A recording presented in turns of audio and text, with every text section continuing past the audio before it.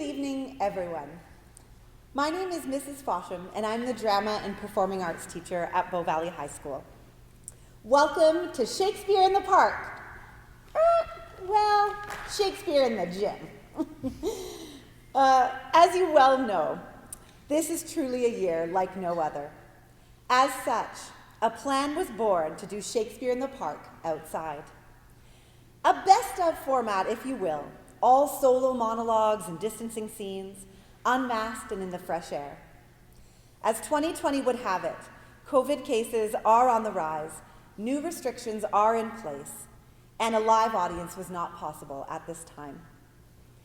It's also minus 17 and snowing outside right now, but that's besides the point. This group of students, being the amazing group that they are, could have been defeated, but instead opted for the show must go on mentality and chose to perform our same show staged inside the gym instead. So we bring forth to you tonight our best of version of what would have been outside in the park to you indoors in the comfort of your own homes. I am so very proud to work with this amazing group of students. Together we achieved Shakespearean instruction online, worked masked together indoors, and played outdoors.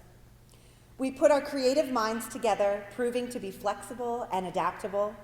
And although this show and this year is different, the silver lining is that the importance of community is still there. Working together for a common goal, being creative, laughing, somehow we're all more grateful than ever to have these opportunities of teaching and learning. We hope that you see that here tonight. Audience, parents, friends, family, teachers, thank you for joining us tonight. Welcome to Shakespeare in the Park.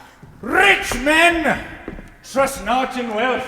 Gold cannot buy you health. Physique itself must fade. All things to end are made. As the plague full swift goes by, I am sick, and I must die. Oh, please. Well, it's true. Look at all those poor folks at home for 8 months. Masks, social distancing. Well, it is true. In fact, there are a lot of similarities. Shakespeare lived the majority of his life throughout the bubonic. I lived my entire life within the shadow of the bubonic plague. It spared my infantile life at good fortune, and my family.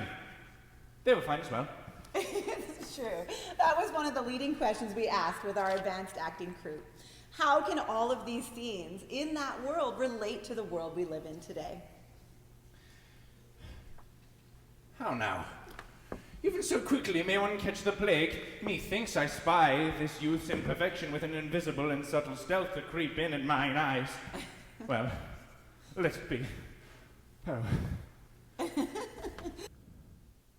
I've got it! No, I don't. I have it! Not quite yet. I know!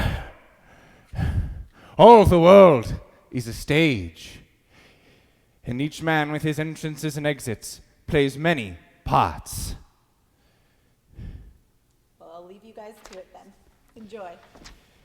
If music be the food of love, then play on. Let us start an evening with a dance.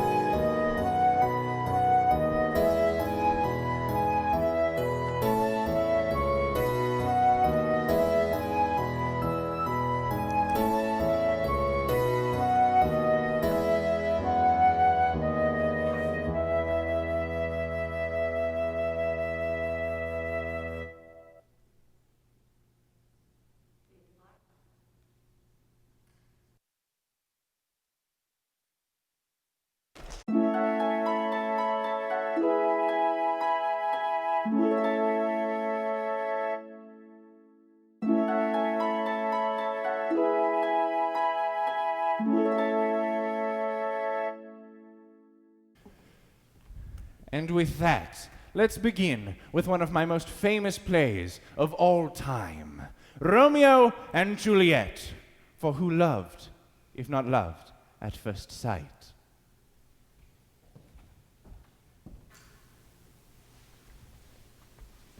Ay me, O Romeo, Romeo, wherefore art thou, Romeo? Deny thy father and refuse thy name, or if thou wilt not, be but sworn my love, and I will no longer be a Capulet. 'Tis but thy name that is my enemy, though art thou self, though not a Montague. What's Montague? It is nor hand, nor arm, nor foot, nor face, nor any other parts belonging to a man. Oh, be some other name. What's in a name? In which we call a rose, by any other would be as sweet. So Romeo would, were he not Romeo called, retain that dear perfection which he owes without that title. Romeo doth thy name, and with that name that is no part of thee, take all myself. Lady, by yonder blessed moon, I swear that tips with all these silver fruit treetops. Swear not by the moon, the inconstant moon, that ever changes in her monthly orb, lest thy love prove likewise variable. What shall I swear by? Do not swear at all. Yes. Don't swear. Do not swear at all. This is a family show. There's children watching. And please, social distancing. Teenagers. Of course, young love was not the product of all of my romantic plays. Doubt that the stars are fire. Doubt that the sun doth move. Doubt that truth be a lie. But never doubt that I love. For love makes excellent comedy, and even better tragedy. And no greater tragedy than the sacrifice of your love for one's dignity. Please welcome A Winter's Tale.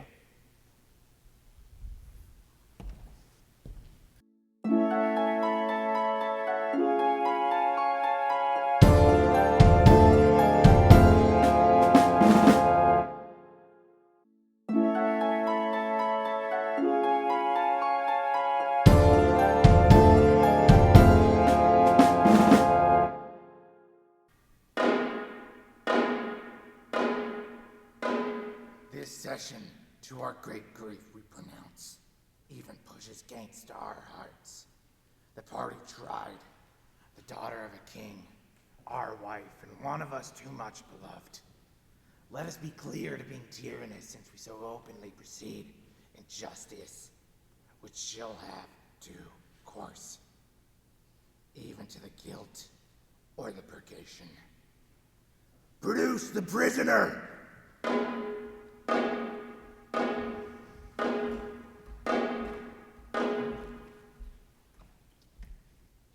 It is His Highness's pleasure that the Queen appear in person, here in court. Silence! Read the indictment. Hermione, Queen to the worthy Leontes, King of Sicilia, thou art here accused and arraigned of high treason and committing adultery with Polixenes, King of Bohemia, and conspiring with Camilla to take away the life of our sovereign lord, the King, thy royal husband. The pretense whereof be my circumstances partly laid open. Thou, Hermione, contrary to faith and allegiance of the true subject, didst counsel them and aid them for their bare safety to fly away by night. Though what I have to say must be but that which contradicts my accusation, and the testimony on my part no other, but what comes from myself, it shall scarce boot me, to say not guilty. Mine integrity, being counted falsehood, shall, as I express it, be so received. But thus, if powers divine behold our human actions, as they do, I doubt not then, but innocence shall make false accusation, blush and tyranny, tremble at patience. You, my lord, best know, who least will seem to do so. My past life hath been as consonant, as chaste, as true as I am now unhappy, which is more than history can pattern, though devised and played to take spectators. For behold me, a fellow of the royal bed, which owe a moiety of the throne, a great king's daughter, the mother to a hopeful prince, standing here to prate and talk for life and honor for who please to come in here. For life, I prize it, as I weigh grief, which I would spare. For honor, 'tis a derivative, for me to mine, and only that I stand for. I appeal to your consciousness, sir, how I was in your grace, how merited to be so before Polixenes came to your court. But since he came, with what encounter so unjust, I have strived to appear thus. If one jot beyond the bound of honor, in act or in will, that way inclining, hardened be the hearts of all that hear me and my nearest of kin, for I fly upon my grave!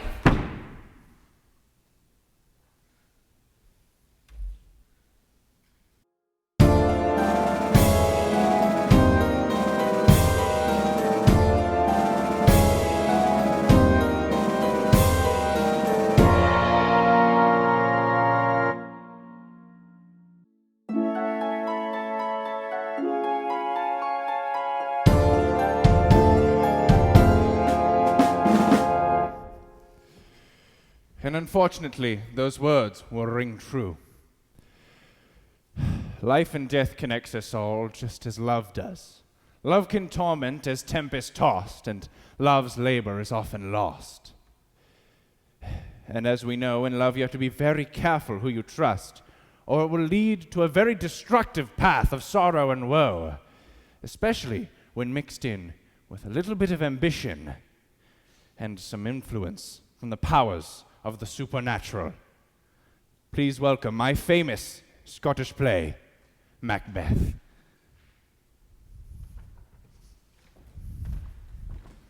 Thrice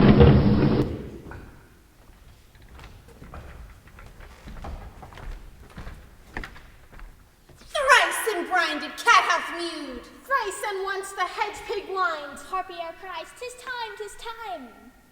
Round about the cauldron go, in the poison entrails, those sweltered venoms sleeping got. Boil thou first, I charm the pot. Double, double, toil and trouble, fire burn and cauldron bubble. Fillet of a fenny snake, in the cauldron boil and bake, for a charm of powerful trouble, like a hell broth boil and bubble. Double, double, toil and trouble, fire burn and cauldron bubble. Silvered in the moons of clips, nose of Turk and Tartar's lips, add unto a tiger's chaldron, 4 ingredients of our cauldron. Double, double, toil and trouble, fire burn and cauldron bubble. Pour in baboon's blood, then the charm is firm and good. By the pricking of my thumbs, something wicked this way comes. Open locks, whoever knocks. How now, you secret black and midnight hags? What is it that you do? A deed without a name. I conned you by that which you profess. How are you come to know it? Answer me, even till destruction sicken. Answer me to what I ask you. Speak, Demand. Will answer. say if thou'd rather hear it from our mouths or from our masters. Call him, let me see him.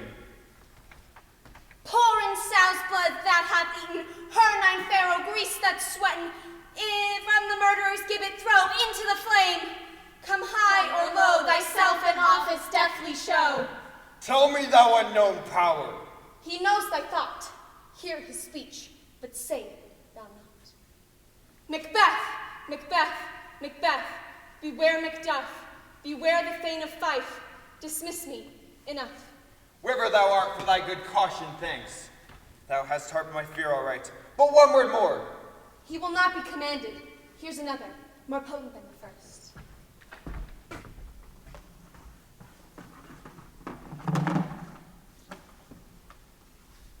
Macbeth, Macbeth, Macbeth. If I had 3 ears, I'd hear thee. Be bloody, bold, and resolute. Laugh to scorn the power of man, for none of woman born shall harm Macbeth. Then live, Macduff, for what I need fear of thee. Yet I'll make assurance double sure and take bond of fate. Thou shalt not live!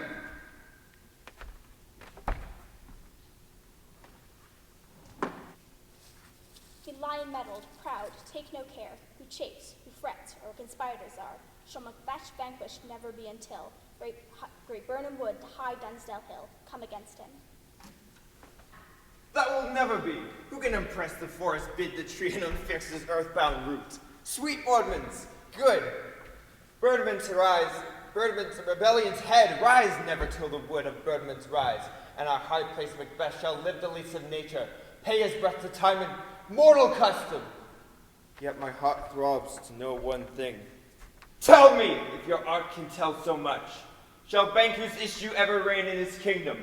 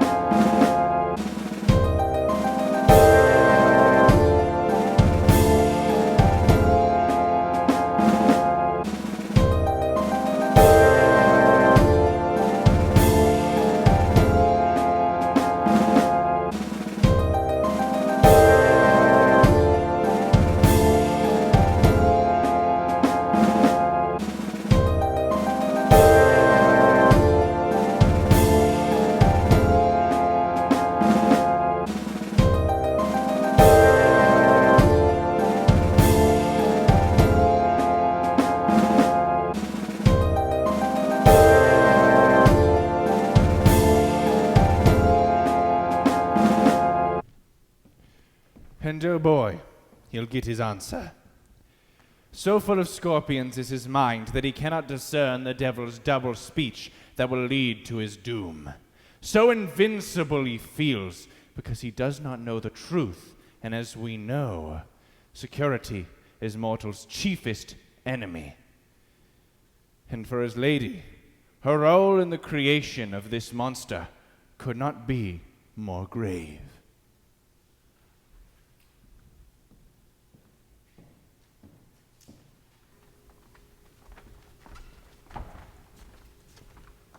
Watched with you for 2 nights, but can perceive no truth in your report. When is it she last walked? Since His Majesty went into the field, I have seen her rise from her bed, throw her nightgown upon her, unlock her closet, take forth paper, fold it, write upon it, read it, afterwards seal it, and again return to bed, and all this while I'm most fast asleep. A great perturbation in nature to receive at once the benefit of sleep and do the effects of watching. In this slumberly agitation, besides walking and other actual performances, what at any time have you heard her say? That, sir, which I will not report after her. You may to me, and 'tis most meet you should. Not to you, nor anyone, having no witness to confirm my speech. Lo you, here she comes. This is her very guise, and upon my life fast asleep. Observe her. Stand close. How came she by that light? Why, it stood by her. She is light by her continually. 'Tis her command. You see, her eyes are open. Aye, but their senses shut. What is it she does now? Look at how she rubs her hands. It is an accustomed action with her, to seem thus washing her hands. I've known her continuing this a quarter of an hour. Yet he is a spot. Hark! She speaks. I will set down what comes from her to satisfy my remembrance the more strongly. Out! Damn spot! Out, I say! 1, 2. Well then, 'tis time to do it. Hell is murky. Fie, my lord, fie! A soldier, yet afeard. What need we fear those who knows? It cannot call our power to account. Yet who would have thought the old man to have so much blood in him? Do you mark that? The Thane of Fife had a wife. Where is she now? Will these hands ne'er be clean? No more of that, my lord, no more of that. You'll mar with all this starting. Go to, go to. She's known what she should not. She spoke of what she should not. I am sure of that. Heaven knows what she has known. Yet here's the smell of blood still. All the perfumes of Arabia could not sweeten this little hand. Oh, oh, oh! What a sigh is there? The heart is sorely charged. I would not have such a heart in my bosom for the dignity of the whole body. Well, well, well. Pray God it be, sir. I have known diseases like this before, and I have known those who have walked it in their sleep and who have died holily in their beds. Wash your hands. Put on your nightgown. Look not so pale. I tell you again, Banquo is buried and he cannot come out on his grave. Even so? To bed. To bed. There's knocking at the gate. Come, come, come, come. What's done cannot be undone. To bed. To bed. To bed. Will she go now to bed? Directly. Foul whisperings are abroad. Unnatural deeds do breed unnatural troubles. Infected minds to their deaf pillows will discharge their secrets. More needs she the divine than the physician. God, God, forgive us all. Look after her. Remove from her the means of all annoyance, yet still keep eyes upon her. So good night, for my mind she has mated, and amazed my sight. I think, but dare not speak. Good night, good doctor.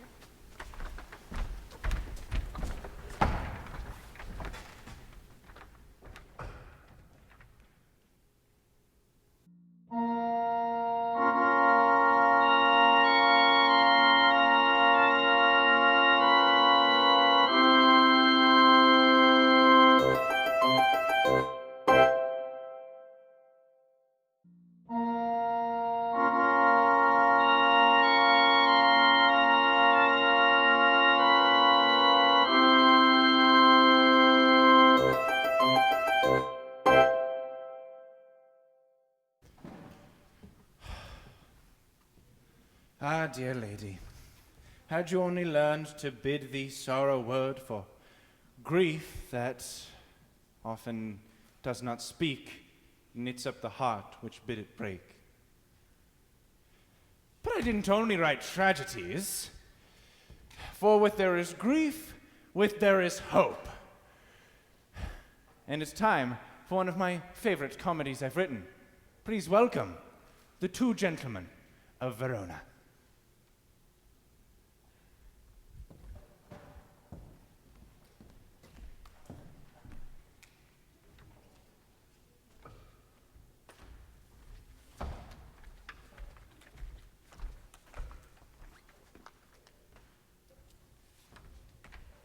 But say, Lucetta, now we are alone, wouldst thou then counsel me to fall in love?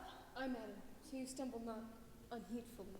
Of all the fair resorted gentlemen that every day do peril encounter me, in thy opinion, which is worthiest of love? Please, repeat their names.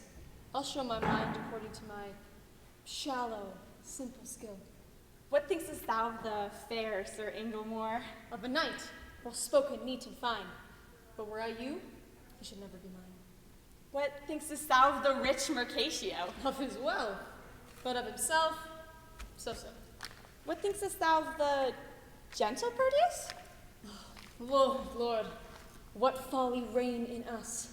How now? What means this passion at his name? Pardon, dear madam. 'Tis a passing shame that I, unworthy body as I am, should censure thus unlovely gentlemen. Why not on Proteus of all the rest? Then thus of many good, I think him best. Your reason? I have no reason other than a woman's reason. I think him so, because I think him so. And wouldst thou then just have me cast my love upon him? Aye, if you thought your love not cast away. Why, he of all the rest hath never moved me. Yet he of all the rest I think best loves you.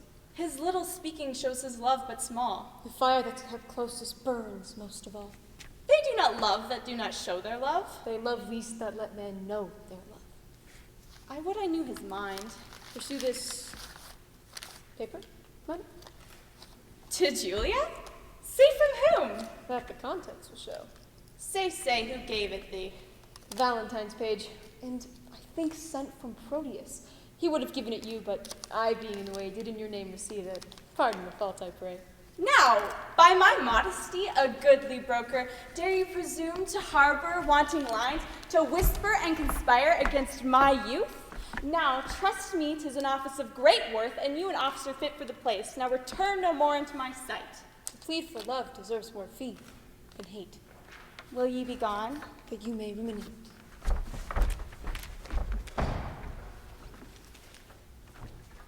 And I wish I had overlooked the letter. Were ashamed to call her back and pray her fault, for which I chid her. What a fool is she, to think I am a maid and will not force the letter into my view? What ho, Lucetta?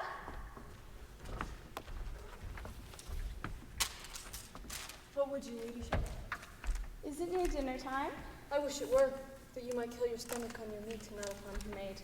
What is that you took up so gingerly? Nothing. Why did thou stoop then? To pick up a paper that I let fall. And is that paper nothing? Nothing concerning me. Then let it lie for those it concerns. Madam, it will not lie where it concerns unless it has a false interpreter.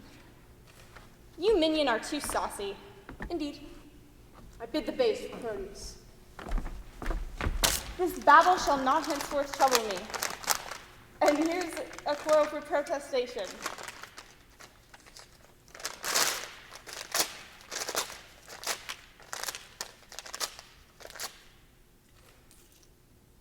Now go. Get you gone. You be fingering them to anger me. She makes it strange. She would be best pleased to be angered with another letter. Nigh were I so angered with the same. O hateful hands to tear such loving words. Injurious wasps to feed on such sweet honey and kill the bees that yield it with your stings. I'll kiss each several paper for amends. Look, here's writ kind Julia. Unkind Julia, as in revenge for thy ingratitude, I throw thy name against the bruising stone and trample contemptuously on thy disdain. Look, here's writ. Love wounded Proteus. Poor wounded name. My bosom as a bed shall lodge thee till thy be thoroughly healed. And thus I search a sovereign kiss.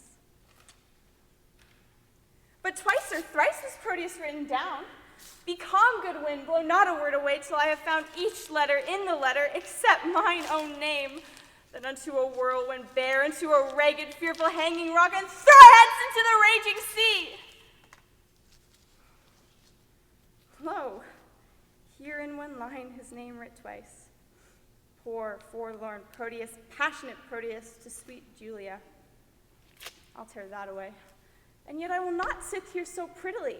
He couples to his complaining names, and thus I'll fold them on to one another. Now kiss, embrace, contend. Do what you will.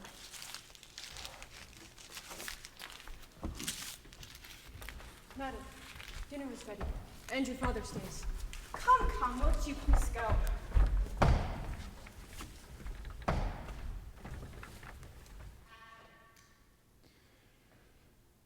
Ah, yes.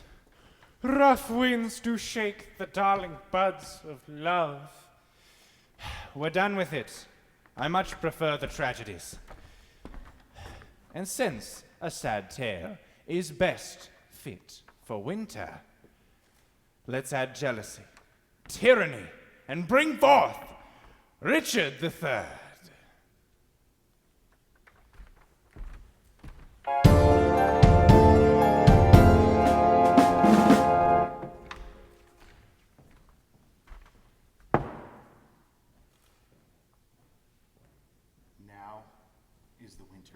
Discontent. Made glorious summer by this son of York, and all the clouds that lowered upon our house in the deep bosom of the ocean buried. Our brows bound with victorious wreaths, our bruised arms hung up for monuments, our stern alarms changed to merry meetings, our dreadful marches to delightful measures.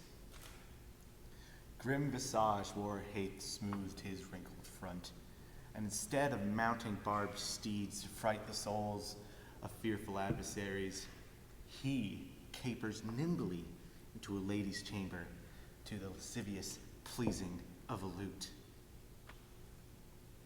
But I am not made for such sportive tricks, nor made to court an amorous looking glass. I am rudely stamped and want love's majesty, to strut before a wandering, ambling nymph. But I have curtailed to this fair proportion.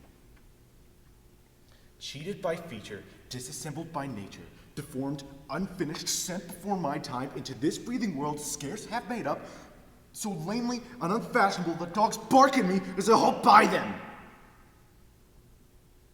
Why I, in this piping time of peace, cannot find a delight to pass away the time, unless to spy my shadow from the sun and descant on my own deformity.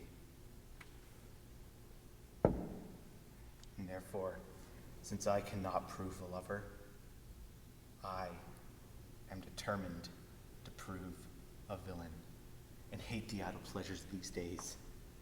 Plots have I laid, inductions dangerous, drunken prophecies, libels, and dreams to set my brother Clarence in a deadly hate, king one against the other. And if King Edward be as true and just as I am subtle, false, treacherous, then this day should closely be mewed up. The prophecy says that one that G of Edward's heirs the murderer shall be. Dive thoughts down to my soul. Here Clarence comes.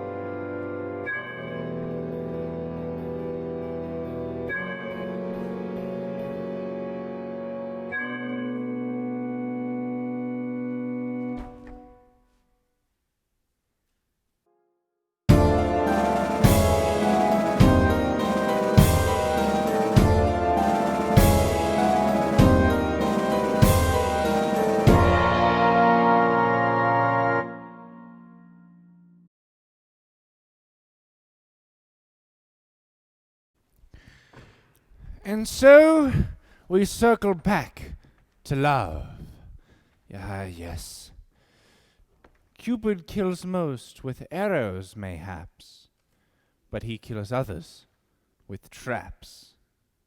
Please welcome A Midsummer's Night Dream.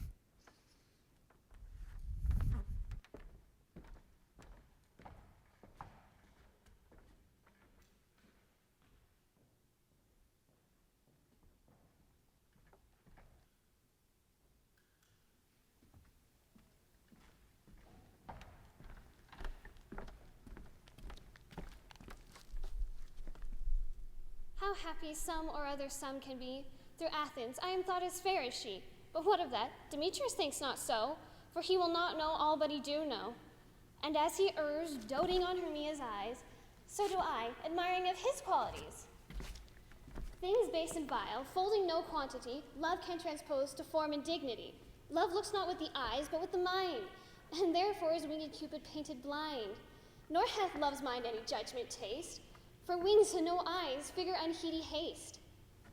And therefore is love said to be a child, for in choice he's so oft beguiled. As waggish boys in games themselves forswear, the boy love is perjured everywhere. For ere Demetrius looked upon Hermia's eye, he said that he was only mine. But when from Hermia felt, so he dissolved, and showers of oath did melt. I will go tell him of fair Hermia's flight, and for to the woods he will tomorrow night. Pursue her for this intelligence. For me it is a dear expanse. But here I mean to enrich my pain, to have his sight thither and back again.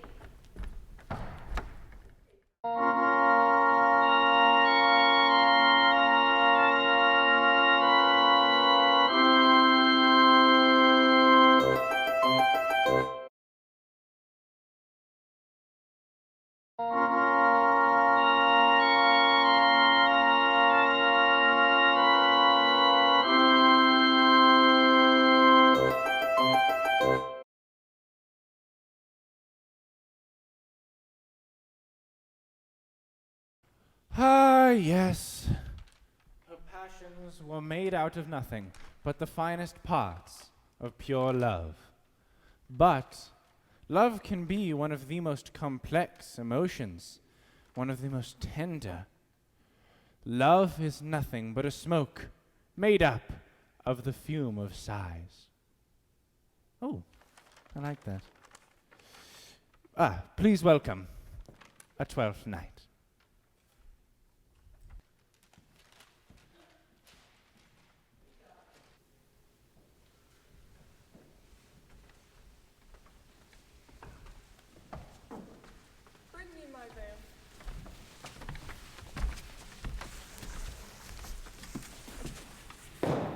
I will throw it over my face. We will once more hear Orsino's embassy.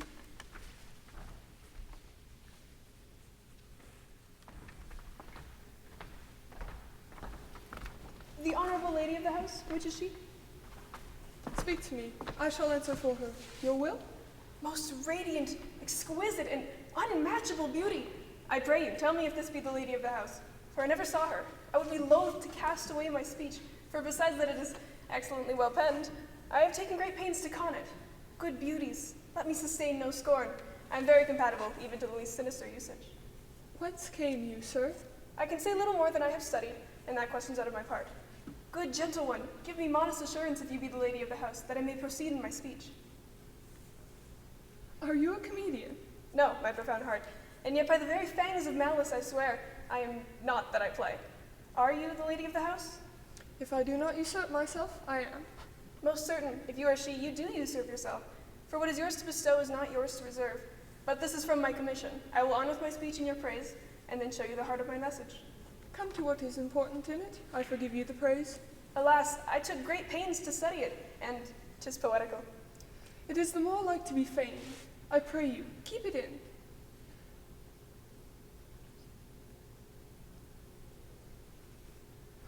I heard you were saucy at my gates, and allowed you to approach rather to wonder at you than to hear you. If you be not mad, be gone. If you have reason, be brief. 'Tis not that time of moon with me, to be in one so skipping a dialogue. Will you hoist sail, sir? Here lies your way. No, good swabber, I am to hull here a little longer. Some mollification for your giant sweet lady. Sure you have some hideous matter to deliver, when the courtesy of it is so fearful. Speak your office.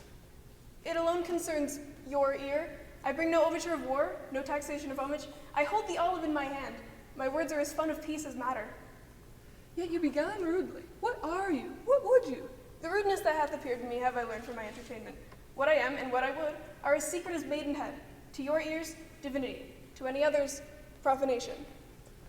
Give us the place alone. We shall hear this divinity. Now, what is your text? Most sweet lady! A comfortable doctrine, and much may be said of it. Where lies your text? In Orsino's bosom. In his bosom? In what chapter of his bosom? To answer by the method, in the first of his heart. Oh, I have read it. It is heresy. Have you no more to say? Good madam, let me see your face. Have you any commission from your lord to negotiate with my face? You are now out of your text. But we will draw the curtain and show you the picture. Look you, sir, such a one I was as present. Is it not well done? Excellently done, if God did all. 'Tis in grain, sir, 'twill endure wind and weather. 'Tis beauty truly blent, whose red and white nature's own sweet and cunning hand laid on. Lady, you are the cruelest she alive, if you are to lead these graces to the grave and leave the world no copy.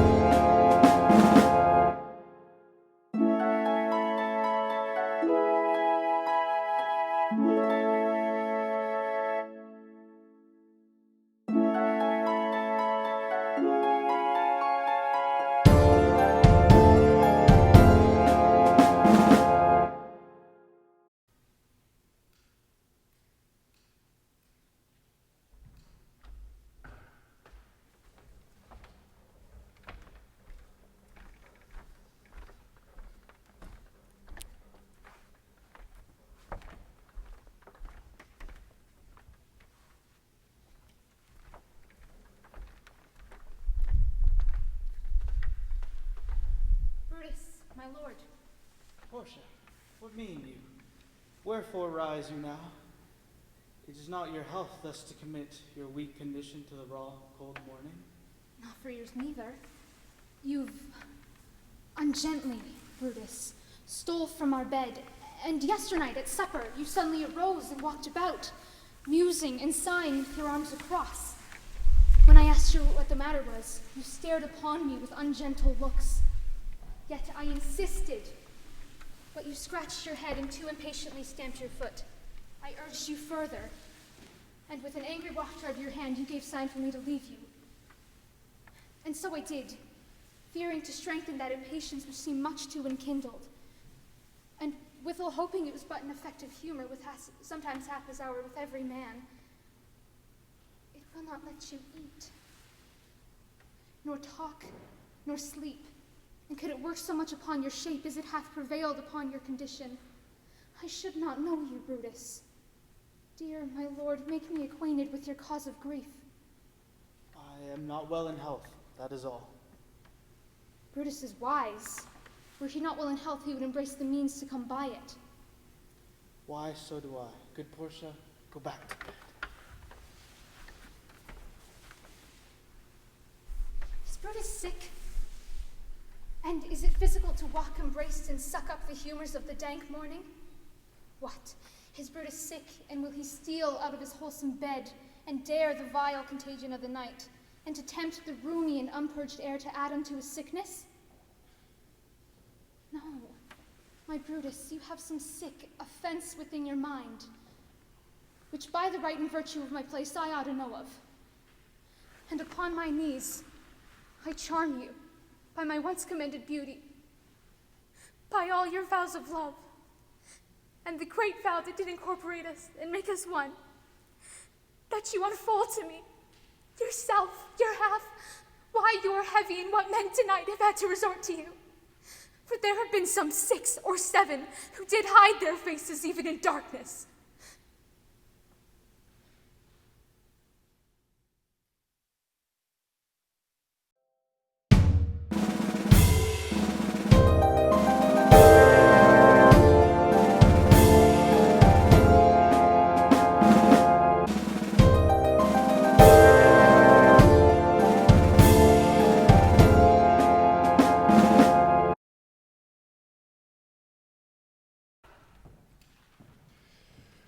Oh, brawling love, oh, loving hate, if you'll nothing, you'll thy create. Alas, poor lady, he knows not what he does. Every tragic hero I've written has their tragic flaws, whether it be inaction, rash action, the inability to discern the truth, et tu, Brute.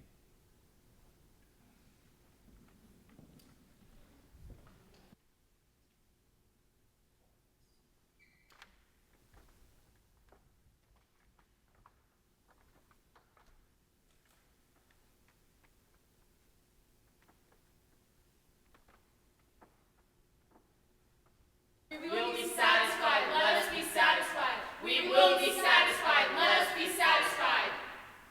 Then give me an audience, friends, and reasons shall be rendered of Caesar's death. I will hear Brutus speak.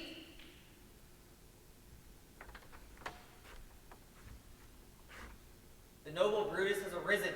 Silence! Be patient to the last, Romans, countrymen, and lovers. Hear me for my cause, and be silent, for that may you hear. Believe me for mine honor, and have respect for mine honor that you may believe. Censure me in your wisdom, and awake your senses that you may the better judge. If there be any in this assembly, any dear friend to Caesar, to him I say that Brutus's love to Caesar was no less than his. But if then that friend demanded why Brutus rose up against Caesar, here is my answer. Not that I loved Caesar less, but I loved Rome more. Would you rather had Caesar were living and die all slaves, than that Caesar were dead and live all free men? As Caesar loved me, I weep for him. As he was fortunate, I rejoice at it. As he was valiant, I honor him. But as he was ambitious, I slew him. There are tears for his love, joy for his fortune, honor for his valor, and death for his ambition. Who is here so base that would be a bondman? If any, speak, for him I have offended. Who is here so rude that would not be a Roman? If any, speak, for him I have offended. Who is here so vile that would not love his country? If any, speak, for him I have offended. I pause for a reply.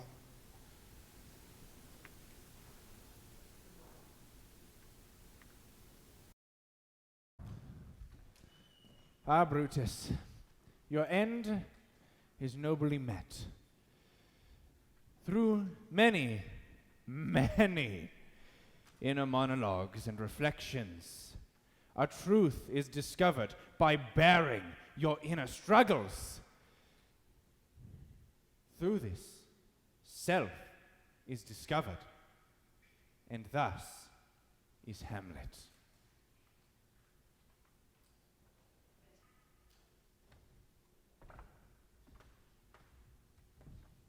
Oh, what a noble mind is here o'erthrown. The courtiers, soldiers, scholars, I, tongue, sword. The expectancy and road of fair state, the glass of fashion and the mold of form. The observed of all observers, quite down. And I, of ladies most deject and wretched, that sucked the honey of his sweet music vows, now see that noble and most sovereign reason, like sweet bells jangled out of tune and harsh, the unmatched feature and form of blown youth, blasted with ecstasy. Oh, woe is me, to have seen what I have seen, see what I see.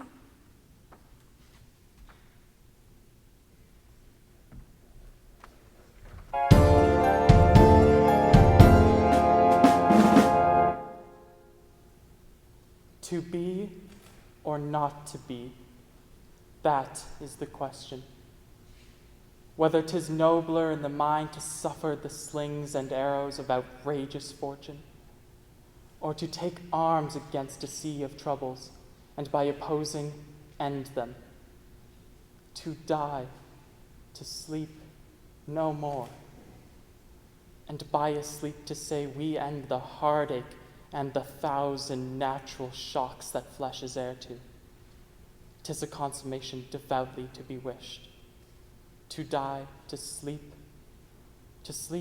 perchance to dream. Aye, there's the rub, for in that sleep of death what dreams may come, when we have shuffled off this mortal coil, must give us pause. There's the respect that makes calamity of so long life.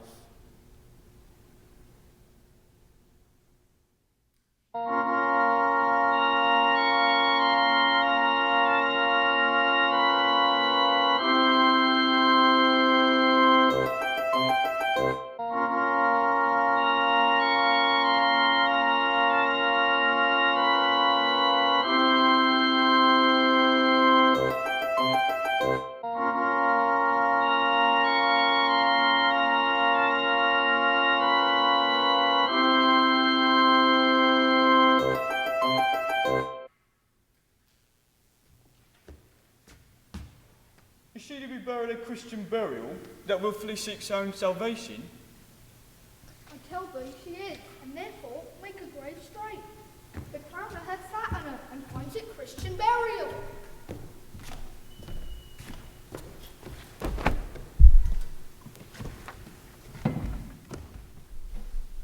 Well, how can that be?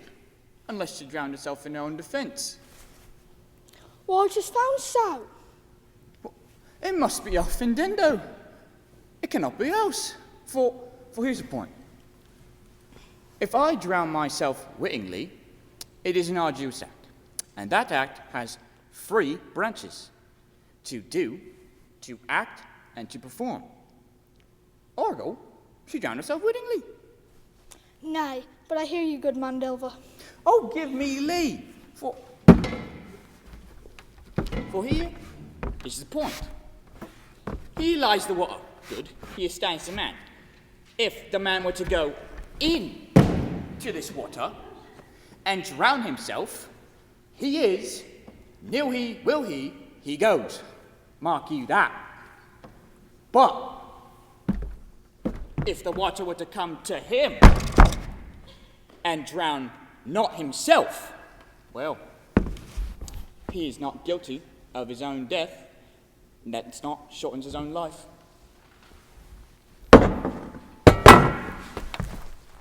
But is it law? Ah, Mary's counter quest law. Well, you had truth on it. If this had not been a gentlewoman, she would have been buried out of Christian burial. What have you said? Give more pity for more in this countenance world to drown or hang themselves. More or less even Christian. Now come, my spade.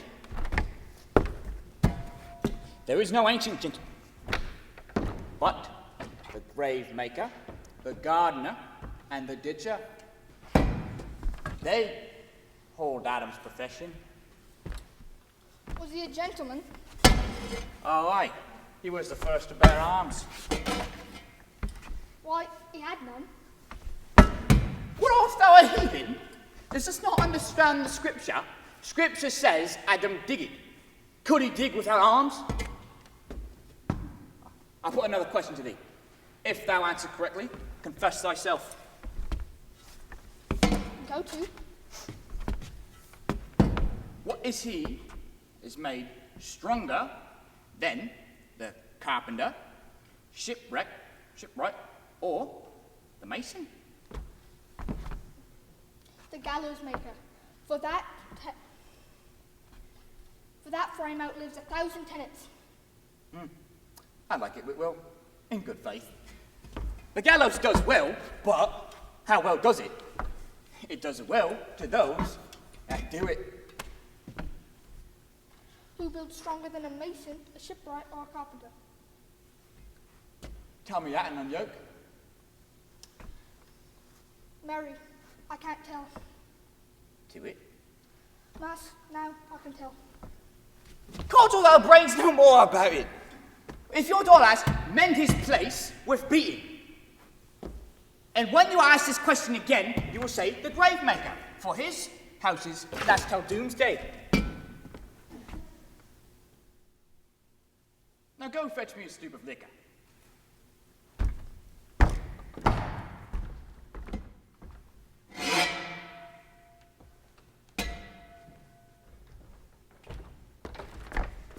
Oh, a pickaxe and a spade. Oh, for a sprouting street. Oh, a pit of clay is made for such a guest as me.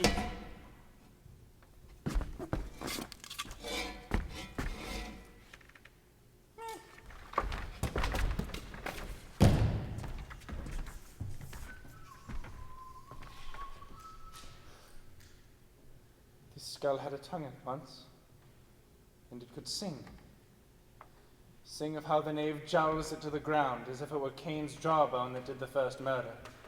Might it be the plight of a politician, one that may circumvent God, could it not? I feel like that's my line. By all means, take it away.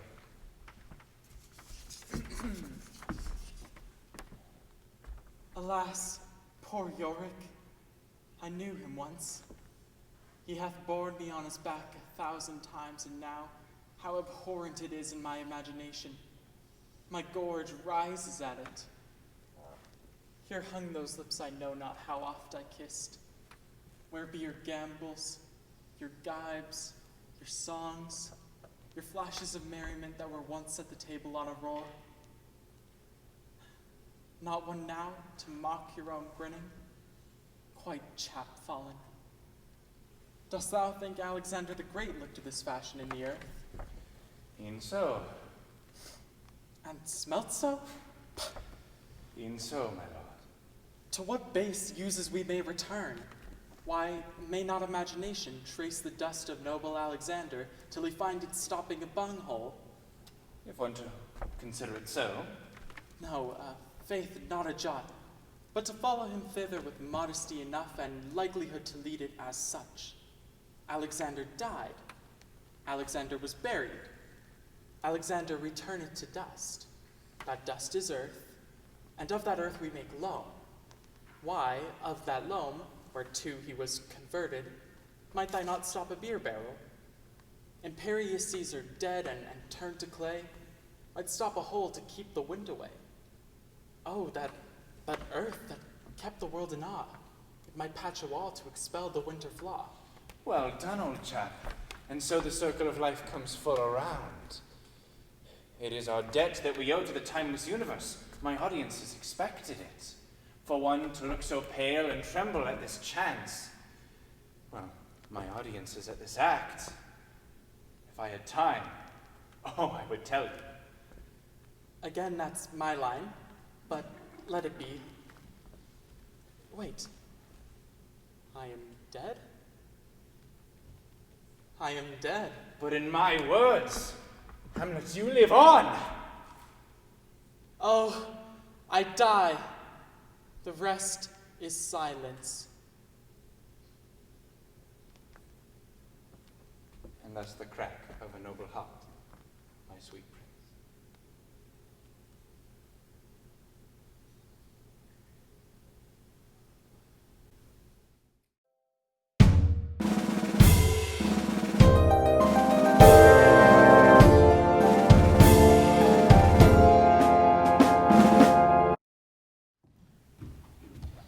Shadows have offended.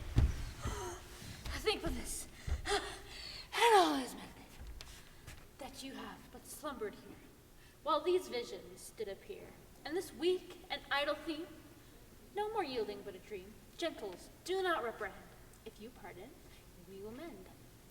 And as I am honest, Puck, if we have unlearned luck, now to escape the serpent's tongue, we shall make amends ere long.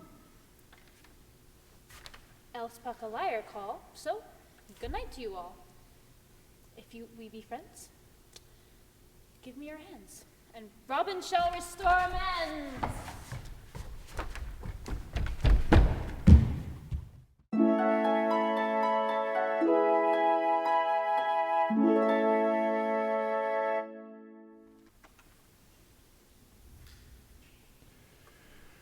and flights of angels sing thee to thy rest. And of course, I take up your dying voice. Quite literally, actually, as I am the writer. For in my works, you will live forever, as all of my characters and words do. In case in point, in 2020, my works and characters are talked about, even still today. Thus it seems proven that, when in eternal lines to time thou growst, so long as man can breathe or eyes can see, so long lives this, and this gives life to thee. All the world is a stage, and all the men and women are merely players, and in one's time one can play many, many parts.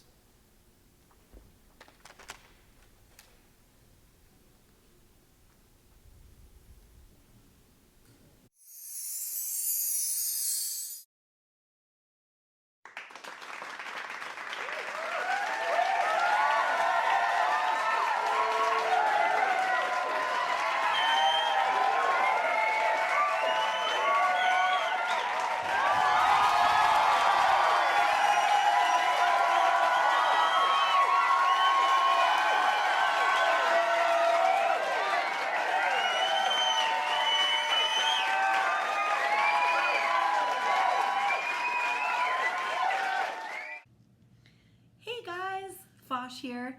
Just wanted to come on at the end and give a few thank yous. They are definitely in order. To put on a production like this has been a lot of work, and definitely want to give some credit to a few amazing individuals. First of all, a couple of parents. Kim Lowe, thank you so much for your support. We had driveway meetings about Shakespeare in the Park back in the spring during COVID times, and I am so thankful for your support. Fundraising, just being an all-around amazing parent. Thank you so much. Clint Frierson, who helped with all of our flats for the show, reconstructed them, took them home to his garage, brought them back, reconstructed and helped us out with those. Thank you so much. Jill Crone and Art A. Crafty for our amazing t-shirts, Shakespeare in the Park. We just absolutely love them, and thank you so much for your help with those, as well as Sophie and Megan for hours spent doing all the pressing and cutting of the vinyl. Dustin Wetton down at Cochrane High, my buddy down there, thank you so much for lending us some costumes to make the show possible. Jim Riley, Devin Sobby, and Kathleen Elliott, thank you for your support in order to be able to do this program this year. Headshots and editing help to the Photography 2030 students and Miss Mary Grant, our amazing photography, AV, awesome person that we have here, CTS person at Bow Valley High. Leadership crew, Mr. Betts and Miss McLeod, thank you for the use of your sound system and speakers. Custodial staff, thank you for allowing us to be in the building. We appreciate all you cleaning up from the mess that we made, but we were pretty good. I know we were. The Sheila Bielert for getting grad gowns donated. It was a great costume idea, and we ended up using some of the material from 2020 grad gowns for some of our tapestries in the show. We borrowed a chair and throne from Mr. Gary Robertson. Thank you so much for lending that to us. Town of Cochrane, thank you for your flexibility in using the outdoor stage. We had so much fun playing out there, and we really appreciate all of your help with that. I would like to thank a few students. Charlotte Voss, thank you for your amazing choreography. I know you spent hours doing those beautiful dances and did such a great job. Tanner Girardi, who did composed the entire musical score for our production. Absolutely amazing job, and how's that for student accomplishment and achievement? Amazing. Shauna Frierson on costumes. Wow, you did the most beautiful job, and again, I know hours and hours spent making sure everything looked just right. Thank you so much. A couple more staff members, Michael Reese and Laura Negard, thank you so much for coming in and taking photos on our special day. Rick Gaudio, who works with Rocky View Schools, thank you for lending us the film equipment in order to make this happen. And as well as thank you to Jim Riley for picking up that film equipment and returning it safely back. I'd like to thank the tech crew in general for all of your ideas and coming together, wearing masks, making all of these things and all the components that go into a show happen, and my amazing actors for taking on Shakespeare and killing it. You guys did a great job, and there's a lot of learning that happened there, and I'm so proud of you guys for going on this journey with me. Lastly, I'd like to give extra special thank yous to Mr. Jim Riley. Thank you for your support when we had to change our vision of our show. You were able to find and locate film equipment, bring in the film equipment, and actually stay all day, give up your Saturday to film, help with filming our show, as well as teaching students how to do so and use the equipment, which was a fantastic learning opportunity. I really appreciate your support. Thank you. Miss Sophie Harris, my student director, you went above and beyond. You gave so much of your heart and soul into this production, working with students, working after hours, organizing stuff, t-shirts, snacks, you name it, and really helped just do an amazing job on this production. I'm so inspired by your passion and your spirit. And lastly, Miss Tara Sly, who has been my colleague, my confidant in this production. Your support has been amazing. You have been that person who I'm like, I don't know how to bridge together Hamlet and Macbeth, and you say, oh, let's use Sonnet 116. It would be perfect there. And you've just been so instrumental to this whole production, and your knowledge and experience, absolutely amazing. 25 plus years of teaching Shakespeare helped us out so much. Thank you for your time and energy spent in helping with us. We absolutely love you, and we're just so eternally grateful. So thank you all so much from the bottom of my heart. I love you all so much, and thanks for going on this journey and making this amazing project happen.